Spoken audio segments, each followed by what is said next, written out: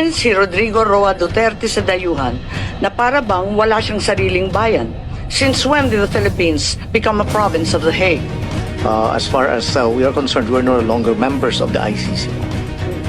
And as non-members, can we possibly fall under the jurisdiction of the ICC? Yes, ma'am, I think, because we, under the... What's the use of signing or ratifying a treaty if it bears no weight?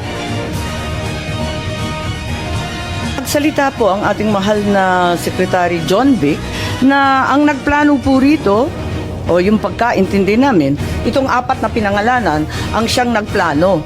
I said it was not me. There were other people in the room, but we did not discuss any plans of any arrest. Oh, really, huh? And was that the plan from the very Yes, from the beginning? very What was, and who was really on top of this? Ikaw ho ba nagplano ng lahat ng ito? Hindi naman. It was a group effort. Secretary Chidoro was there, Secretary Anwar was there too, and the President and I.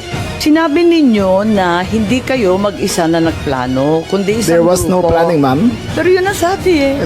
I said, hindi ako nagplano. Marami May kaming- isang grupo na ang nagplano. We were all talking about a rumor, ma'am, and that was all. Rumor lang yun? Yes, ma'am.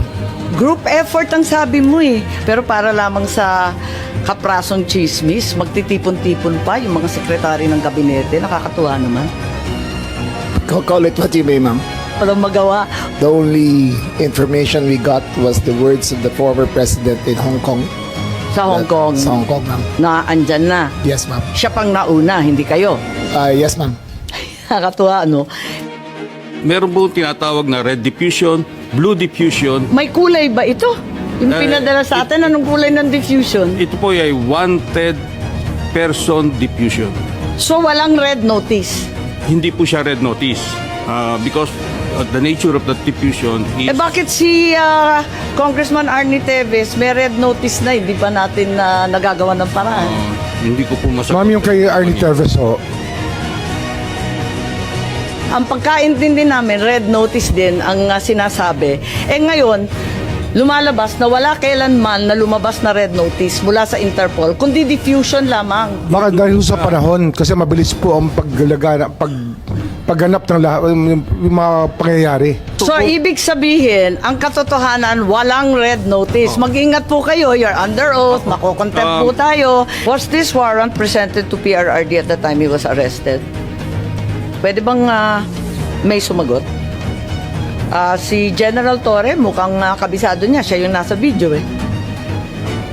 Soft copy was given to them on the tube. Ikaw naman Yes, ma'am. bumasa ng Miranda rights, hindi man lang yung prosecutor. Tinikoberan mo na yung papel ng DOJ, kaya sumagot ka ngayon.